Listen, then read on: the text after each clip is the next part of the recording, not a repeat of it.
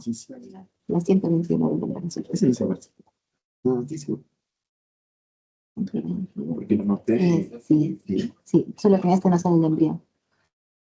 Sí.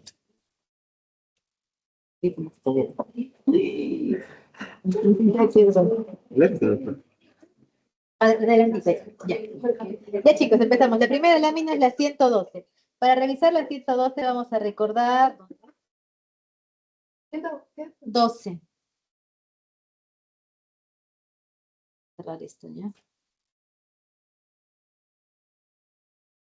Estoy conectada ahí, ahorita hacemos problemas. En la lámina 112, para poder evaluar la 112, vamos a recordar esquemáticamente al menos algo de anatomía e histología del cuello uterino.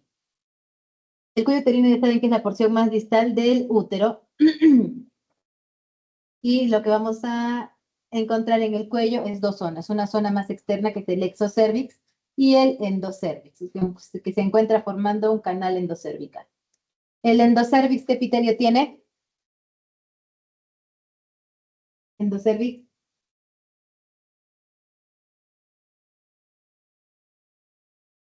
Endo.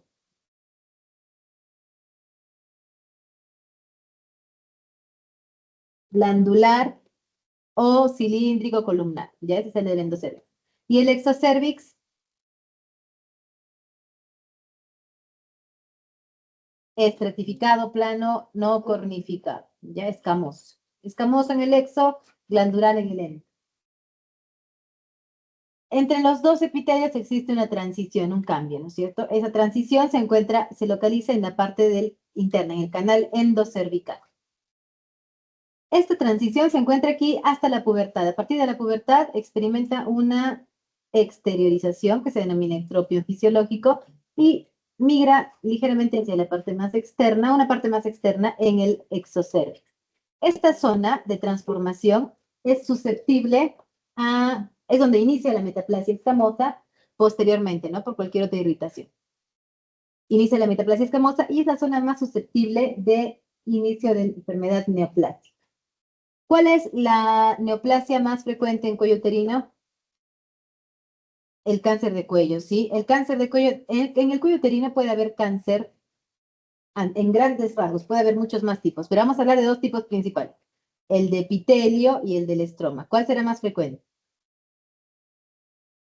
El epitelial. ¿Cuáles de los epitelios? Porque acabo de mencionarles, hay dos epitelios.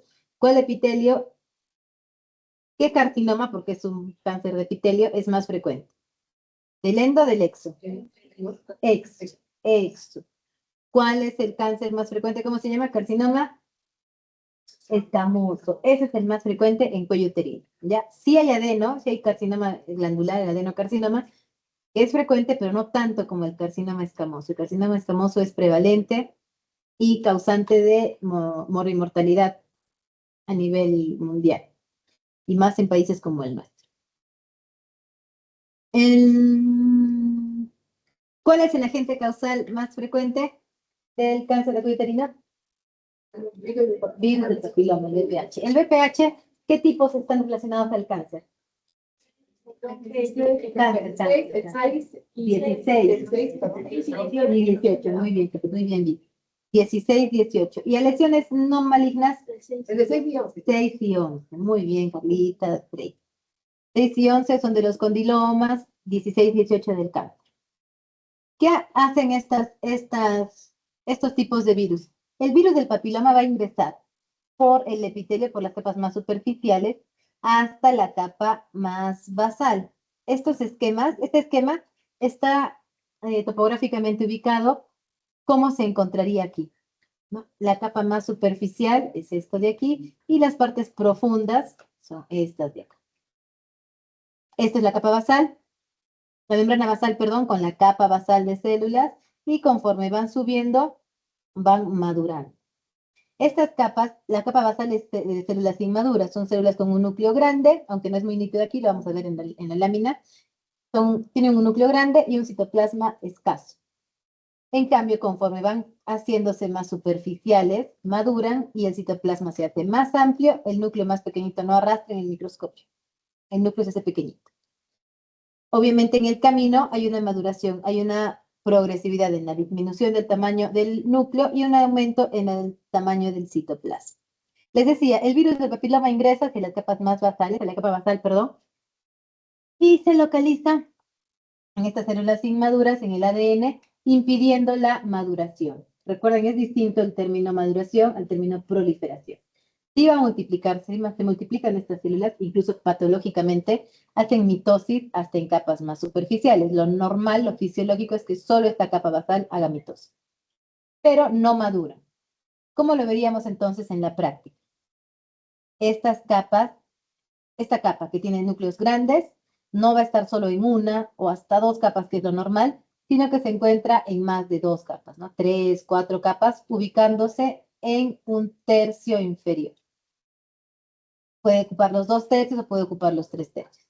Para hablar de lesiones epiteliales, vamos a dividir imaginariamente en 3 tercios al epitelio. Tercio inferior, que es el que está más pegado a la membrana basal, tercio medio y tercio superior o superficial. Estas células experimentan inmadurez por acción de dos proteínas del virus. ¿Cómo se llaman esas dos proteínas? Muy bien, Brigitte. E6 y E7. El E6 contra qué actúa? P53. ¿Y el E7? No está para su examen de mañana, ¿no? RB, gen de retinoblastoma. Entonces, el retinoblastoma. El E6 es P53, el E7 RB. Entonces, ¿qué va a hacer? Hace que estas células no maduren, pero así inmaduras suban, vayan proliferando y asciendan hacia la superficie. Por lo tanto, podemos ver, les dije que había que dividir en 3 tercios. Si estas células con núcleos grandes las encontramos solamente en el tercio inferior, estaríamos frente a un NIC1. Ahora, estas células pueden continuar progresando, ya no solo se encuentran en el tercio inferior, sino en el tercio inferior y en el tercio medio, como están viendo en este esquema, ¿no? Hasta aquí. Porque estas de acá ya tienen núcleos más pequeños, hay maduración. Pero acá no, son células más parecidas a las de la base. Ese es un NIC2. Y cuando tenemos la presencia de estas células inmaduras, hasta la capa más superficial, incluyendo los 3 tercios, se denomina NIC3, neoplasia intracervical 1, 2 o 3, de acuerdo a los tercios que está ocupando. Estos NICs se van a correlacionar con el término LIE o lesión intraepitelial y también con el término de displasia o displasia. El LIE y la displasia son de dos tipos. El LIE puede ser bajo o de alto grado. LIE de bajo grado y LIE de alto grado. El LIE de bajo grado corresponde a un NIC1, ¿sí? En cambio, el LIE de alto grado incluye tanto un NIC2 como un NIC3. Si revisan literatura antigua van a encontrar un LIE aquí en el medio, eso ya no existe, ¿ya? Solamente tenemos LIE de bajo y LIE de alto. El LIE de alto grado, los últimos dos. La displasia, que también se clasifica en dos tipos, es displasia leve, que es el NIC1, y displasia severa, que es NIC2 y NIC3. Por lo tanto, si ustedes diagnosticaran LIE de alto grado o displasia severa, tienen que mencionar cuál de estos dos es. Si ponen solo NIC3, ya sabemos que es este, o NIC2 es. Y utilizamos el cuarto esquema para recordar. Esta lesión es intraepitelial, por eso se llama LIE, o NIC, neoplasia intracervical, porque no infiltra la membrana basal. En cambio, el carcinoma propiamente dicho o carcinoma invasivo va a transgredir la membrana basal, ¿no? Y se mete hacia el estrógeno. Igual vemos la presencia de estas células displásicas que en el cuello uterino acabamos de identificar. La displasia se va a manifestar como inmadurez celular. Este es el esquema. Ya vamos a ver la lámina 102. En la lámina 112 tenemos cortes de cuello uterino.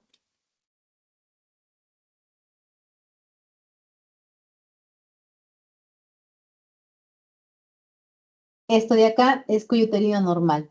Miren cómo se puede diferenciar claramente la capa basal. La membrana está por debajo de esta capa, la membrana basal no está transgredida porque no hay lesión, ni siquiera en un primer tercio. Tenemos la capa basal, que son células más, ahora sí las vamos a reconocer, ¿verdad?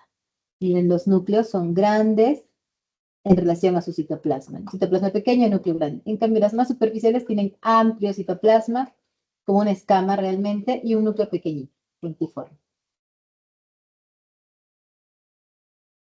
Vamos a buscar este otro cortecito.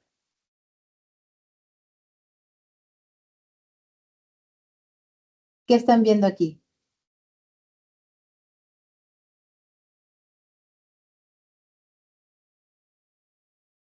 ¿Hay lesión en displasia? No. Primero, sí hay. ¿Por qué? Porque hay células de aspecto inmaduro. Esa es la descripción. Células de aspecto inmaduro.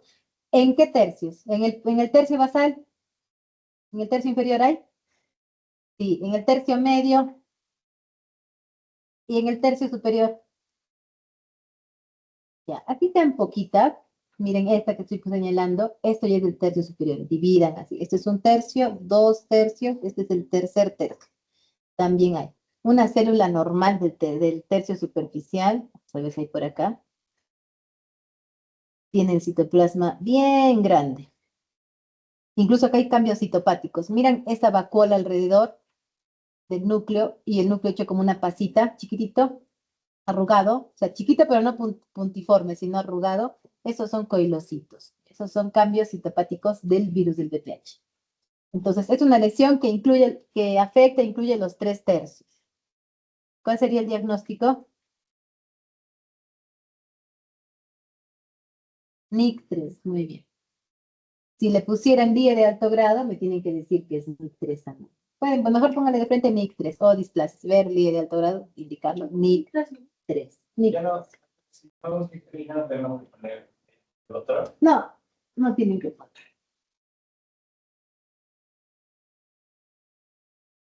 Y van a ver incluso cómo ya no solo en la capa basal, sino en el espesor del epitelio hay mitosis. Miren aquí, mitosis, que es parte de la displasia del tejido, del epitelio. Vamos a la lámina 166.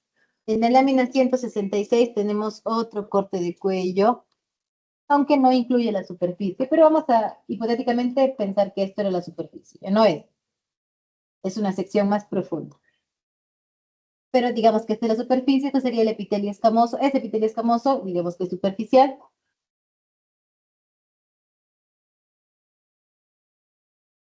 Diagnóstico, esta es la membrana basal. ¿No? Se ha desprendido, pero no se está infiltrando. ¿Hasta aquí qué sería? NIC3, ¿no? NIC3 o displasia de alto grado con NIC3. Hasta ahí estamos bien, NIC3, la membrana no se ha infiltrado, pero miren, no era medio. Miren, miren, miren cómo está acá la membrana basal y de pronto esta neoplasia se mete. ¿Sí? Están viendo cómo infiltra. Ya no está respetando la membrana, sino que se ha metido por acá, y hay nidos, nidos, muchos nidos. Por eso que tenemos cortes profundos. Nidos de igual, las mismas células displásicas, o las neoplásicas, escamosas, que infiltran la membrana basal o el estroma del cuello uterino. Diagnóstico, carcinoma escamoso del cuello uterino. O carcinoma escamoso porque ponen órgano, ¿no es cierto? Ya ponen en el órgano cuello uterino. Ya no necesito que describan las células, solamente vean que hay displasia, que hay altura.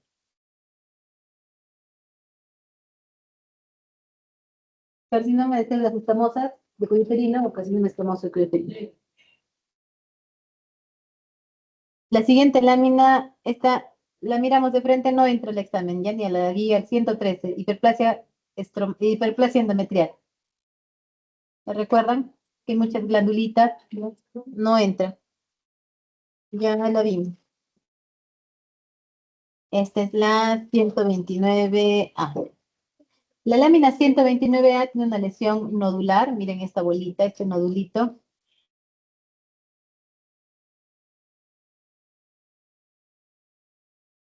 Hay una lesión nodular que está formada o que en el interior tiene estas formaciones tubulares, quísticas, cubiertas o formadas o tapizadas por, busquen bien porque no todas tienen, no se ha preservado bien este tejido y se han denudado. células cúbicas en una sola capa, o sea, epitelio plano cúbico. Hay uno grande, bonito, ¿dónde está? Este de acá, está mejor. Este epitelio acá se ha desprendido, pero aquí está cúbico plano. Estas células son idénticas a las células que recubren la superficie externa de los órganos, o que recubre el peritoneo, que recubre todas las cavidades. Son células mesoteliales. Diagnóstico: tumor adenomatoide de trompa uterina. Este diagnóstico se hace de forma incidental. Se suele intervenir al paciente por otra causa y se le encuentra en la mujer en la trompa, y en el varón se suele encontrar adherido al testículo, como una proyección, una lesión pediculada. No tiene síntomas, no tiene por lo tanto ningún componente maligno, no implica malignidad. Tumor adenomatoide de trompa uterina. Y así lo reconocen, porque es un tumor con muchas lucecitas. La siguiente lámina es la 122.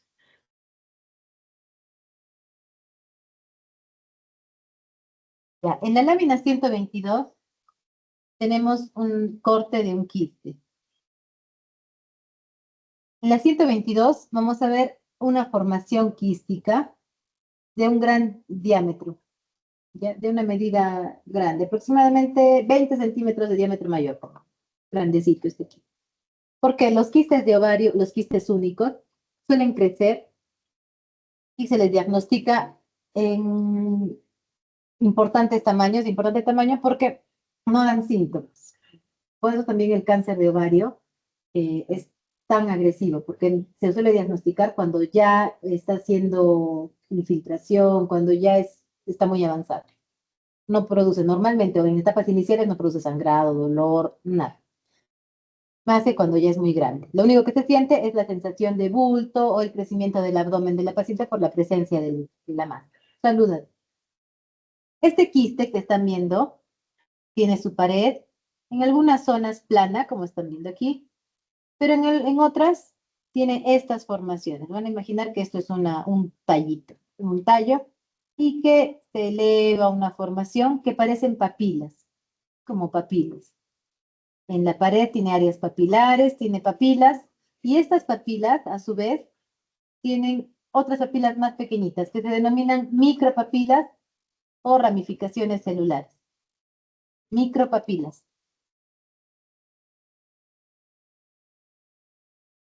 Que en el esquema se las muestro así, y microscópicamente lo que vamos a ver son esas papilas. Más o menos esquemáticamente era lo que les quería mostrar en el esquema. Estas serían las papilas y estas pequeñitas o estos micropapilas, ¿sí? O ramificaciones celulares también, miren estos cachitos. Cuando tenemos un quiste de ovario, primero, para ponerle el nombre, tenemos que recordar, ¿se acuerdan? Evaluar el contenido del quiste y qué epitelio está cubriendo el quiste. El contenido puede ser, entre otros, de dos tipos principales, ¿ya? Un contenido líquido o un contenido mucoide gelatinoso. Vamos a ver que hay otros tipos, adelante tenemos otro cuadro distinto. El de contenido líquido suele ser un contenido ceroso, y el de contenido gelatinoso mucoide suele ser de un quiste mucinoso. Un quiste, si mide menos de 1 centímetro, se denomina quiste, y si mide más de 1 centímetro, se denomina cistoadenoma. Este les he dicho que es de 20 centímetros, aparte para tener en la muestra las papilas que están dentro del quiste es de más de 1 centímetro. Entonces, una parte del diagnóstico es cistoadenoma. El cistoadenoma, como les dije, por el contenido podemos sospechar el tipo, que sea ceroso o mucinoso, pero para darle el nombre verídicamente tenemos que utilizar o estudiar las células que están cubriendo este quiste, que son estas de acá. ¿Cómo son estas células? Cilíndricas, Y estos de acá, cilios. No se notan muy bien en este foco. Aquí, cilíndricas ciliadas, similares a las de la trompa uterina. Algunos estudios postulan que este tumor, el tumor seroso de ovario, el quiste seroso, se derive de la trompa uterina, de focos metaplásticos o de epitelio tubárico. Entonces, hasta ahí tenemos el nombre, cistoadenoma seroso, ¿ya? Porque estos son serosos. Si viéramos con una vacuola de moco arriba, como las células caliciformes, bien parecidas a esas, sería un cistoadenoma mucinoso. Tenemos un cistoadenoma seroso. El cistoadenoma seroso puede ser benigno, maligno. El benigno tendría una pared de quiste completamente plana. No habrían estas proyecciones. Tendría que ser plano, plano, plano, plano, plano. Y a la microscopía lo identificaríamos solamente así, como estas 4 celulitas de acá. Todo así, planito, sin estas proyecciones y sin las papilas. Eso sería un cistoadenoma seroso benigno. El cistoadenoma seroso, en cambio, el maligno, el cistadenocarcinoma, tiene, para empezar, es mucho más sólido, hay más proliferación celular, no hay solo papilas, sino que hay nidos verdaderos y las células se infiltran, se meten dentro de la pared del quiste. Y son células realmente atípicas, feas, que tampoco es lo que tenemos en la muestra. En la muestra tenemos uno que no es ni benigno del todo, porque hay papilas, ni maligno, porque no es tan sólido, no es tan atípico. Este cistoadenoma se encuentra en el borde de la malignidad, por eso se denomina cistoadenoma seroso borderline. Este es el diagnóstico, acá lo tengo. Borderline, así como la personalidad de psicópata, sin personalidad border, igualito. Cistoadenoma seroso borderline. Este tiene un pronóstico más sombrío que el benigno, pero no llega a ser del todo maligno. Sí puede hacer y puede infiltrar ganglios linfáticos, y requiere un estudio exhaustivo. Hay que buscar que en toda la cápsula no hayan focos de infiltración que lo hagan maligno. Allá les mostré las papilas, todo lo que están viendo papilas, y miren las micropapilas o ramificaciones celulares, no solo toda la papila, sino estas proyecciones, que son micropapilas o ramificaciones celulares. Eso lo hace un cistoadenoma seroso border. Si fuera plano, sería solo seroso, cistoadenoma seroso. Con eso ya es border. La siguiente lámina, la 114. En la 114 tenemos otra lesión quística de ovario, esta de acá. Igual, estudiamos pared y contenido. El contenido se los digo después porque es fácil. Y la pared vamos a identificar qué tejido es. ¿Qué epitelio es?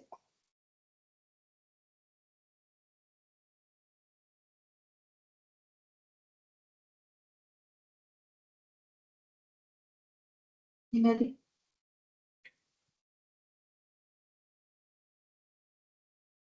Equivóquense, no hay problema. Estratificado, plano, cornificado o no. Sí, cornificado, ¿no? Acá se le estaba señalando la capa córnea que se ha desprendido. O sea, piel. Este tejido tiene piel. Este quiste tiene piel. Esto de acá, ay, se me movió. Esto de aquí, están viendo piel. Folículo piloso, muy bien con su raíz del pelo acá. Esto, al ladito del folículo piloso, glándulas sebáceas. Muy bien, chicos. Glándulas sebáceas, folículo piloso, piel, o sea, hay piel y anexos. A ver qué más hay por acá. Chin, chin, chin, chin.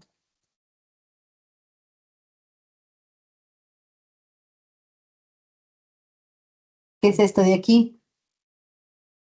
¿A qué les recuerda esto?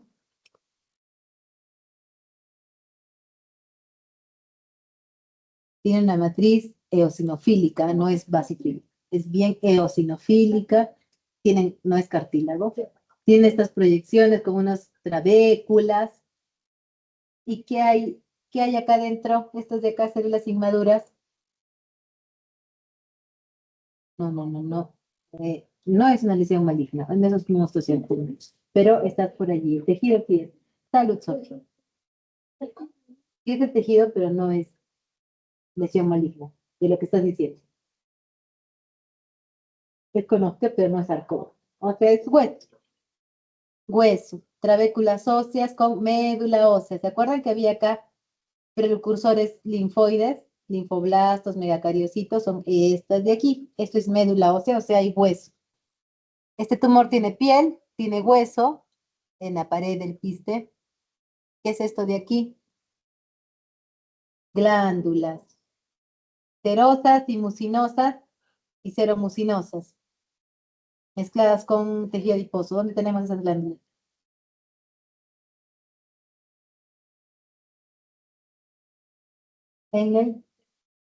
Ese es el diagnóstico, pero esto de aquí, ¿qué glándulas son?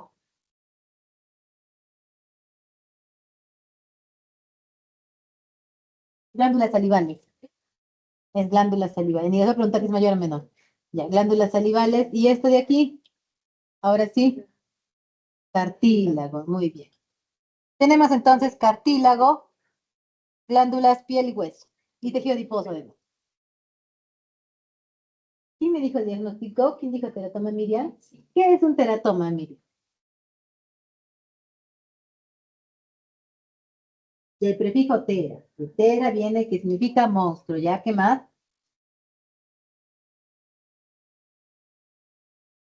Ya, más que todo tipo, vamos a hacer, pero está bien, mire. Teratoma etimológicamente significaría un oma, tumor, teratomo, un tumor monstruoso o un tumor deforme.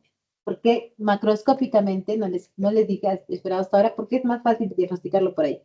El teratoma al corte macroscópico dentro del quiste, porque en su mayoría el teratoma es quístico, vamos a encontrar, no como en el quiste seroso, como si nos encontramos solo agua, líquido o moco, sino que en este encontramos un material como cuando revientan un quistecito de queratina, esos granitos que le salen un material blanquecino, que le solemos decir gratita, que no es gratita, es queratina.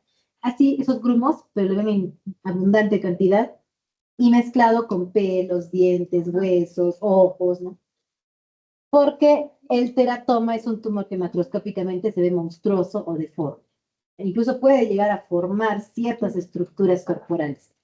El teratoma, por definición, es un tumor de células germinales, pero que está formado, en Atiri les van a decir en su libro, en la edición de su libro todavía lo utilizan así, con tejidos de las 3 capas germinales. ¿Cuáles son las 3 capas? ¿Se acuerdan?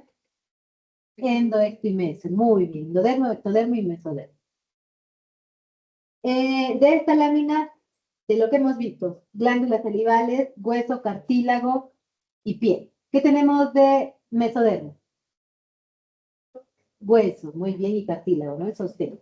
De endodermo,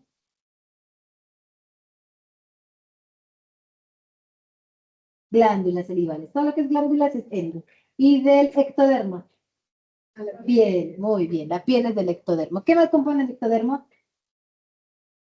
El pelo, algo más, tejido nervioso también viene del ectodermo, ¿ya? Pero bueno, aquí tenemos entonces, sí tenemos ecto, tenemos endo y tenemos meso, entonces cumple los requisitos para ser un teratoma. Pues chicos, para que lo tengan presente, actualmente hay el teratoma ya no necesita mandatoriamente que tenga las 3 capas, sino que con 2 bases. Y acabo de revisar otra nueva actualización, con una puede llamarse teratoma monodérmico, ¿ya? Pero para ustedes, para su teoría, lo que tienen que saber, son de las 3 capas germinales, ¿ya? Para el examen práctico incluso. Diagnóstico entonces, teratoma quístico, porque se está formando un quiste. Y falta poner el apellido. El teratoma puede ser benigno, perdón, puede ser maduro o inmaduro. El teratoma maduro es benigno y el teratoma inmaduro tiene un comportamiento maligno, por lo cual hay que hacerle un estricto seguimiento. El teratoma maduro se diagnostica porque, como su nombre lo dice, todos los tejidos que lo conforman son de aspecto adulto, benigno, maduro. Estas glándulas son completamente normales, este cartílago es normal, las trabéculas óseas son normales, etcétera, etcétera, ¿no? Todo lo que hemos visto en la piel se ve normal. No hay cáncer allí, no hay ni lesiones, ni aspecto neoplásico, ni displasia, ni malignidad, ni inmadurez. O sea, no vemos zonas embrionarias. Diagnóstico entonces, teratoma quístico maduro. Órgano ovario, ¿ya? Porque es donde más frecuentemente lo encontramos. No solo ahí, pero es más frecuente. La lámina 116, en cambio, ya les muestro un poquito más rápido, tiene estos de aquí que son glándulas. ¿Ya? Miren bien, reconozcan cómo son las glándulas, chicos. Ahora. Las glándulas tienen los núcleos localizados hacia la base. Son túbulos con núcleos hacia la base, glándulas. Esto de aquí, cartílago. Parece cartílago, ¿no es cierto? O es cartílago, pero es similar al que hemos visto hace rato. ¿Es parecido, igualito al que hace rato? No, estos tienen los núcleos más grandes. Hay mucha más celularidad. Este es un cartílago inmaduro, cartílago embrionario. Con esto, entonces, ya podríamos dar el diagnóstico. Hay glándula, hay cartílago. Es un tumor igual, tumor de ovario que tiene. ¿La glándula de qué capa germinal es? Endodermo, el cartílago, mesodermo. Diagnóstico, inmaduro. Inmaduro, ¿ya? Y además hay una zona más, con eso, hasta ahí basta, pero hay una zona más que quiero que reconozcan, porque estamos diciendo que vamos a utilizar la definición de que son 3 capas. Tenemos endo, meso, y nos falta el ecto. Estas formaciones que ven acá, que son características de un embrión, estas son formaciones que se denominan roseta neural. Estas rosetas están formadas por células de tejido neural, nervioso, que se acomodan alrededor de un vaso sanguíneo y se disponen en empalizada, bien pegaditas una al lado de la otra, adheriéndose al borde del vaso. Esta es una roseta neural y es característico de tejido nervioso inmaduro. Entonces ya tienen cartílago inmaduro y tienen nervioso inmaduro, eso sí o sí es un teratoma inmaduro, ¿cierto? Igual acá, cartílago inmaduro.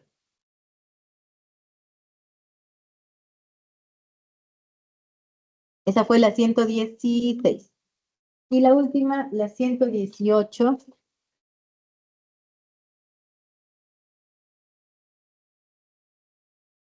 La 118 es una lesión rara, poco frecuente, de ovario, que está formada, todo es lesión. Hay unas zonas con cuerpo lúteo con hemorragia, o bien que solo nos sirve para decir que es ovario. Y vamos a tener esta proliferación celular, miren estos nidos, esos grupos de células. Grupos de células basofílicas, moraditas, que son células cúbicas, cuadraditas, que se encuentran formando túbulos, como aquí, túbulos o cordones. Cordones o túbulos. Estas son células que fisiológicamente es muy raro encontrarlas en el ovario. Son células de Sertoli. Si se encuentran, generalmente están formando una neoplasia, como en este caso. Tumor de células de Sertoli, que es una parte. Estas moraditas son Sertoli. Y van a ver el otro componente, que son células más eosinofílicas y redondeadas. ¿Sí te parece? No. Sertoli, Sertoli.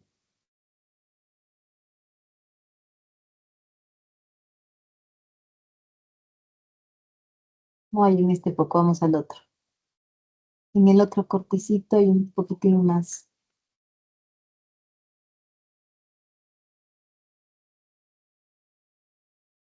Estas de acá. Miren que por el color pueden no distinguirse del estroma. Son más eosinofílicas, se ve similar a este, pero es más rosadito. Estas de acá también.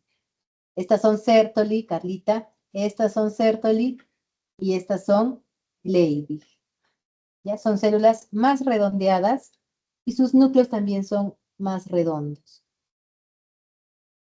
Células globosas, redondeadas, son células de Leydig, eosinofílicas.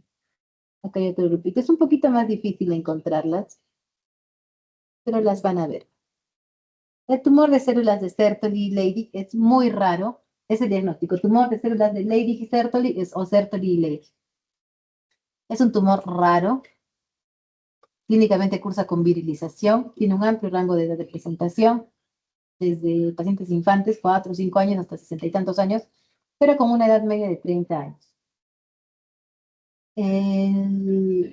Bueno, su clínica es de virilización y molecularmente se divide en 3 tipos. Los pacientes que tienen mutación en el gen DICER1, y pacientes con mutación en el gen FOXL2, o pacientes que no tienen ninguna de estas 2 mutaciones. El grado de diferenciación lo va a dar la formación de túbulos o cordones de las células de CERT. Si estos ya no estuvieran formando túbulos, fueran nidos, así como las de Leydig, grupos homogéneos, como islas de células, eso sería menos diferenciado, tendría un comportamiento más agresivo. Pero como forma túbulos, cordones, este es de un comportamiento benigno. Diagnóstico entonces, tumor de células de Sertoli y Leydig. La descripción colocan células de Sertoli, células basofílicas formando túbulos y cordones, y células eosinofílicas redondeadas. Los puntos, estos son Sertoli y estos son Leydig. Esa es toda la práctica de hoy, chicos, la 118.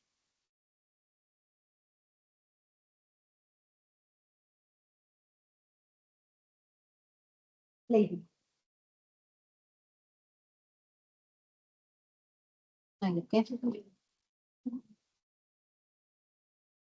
Tomen sus fotos, chicos.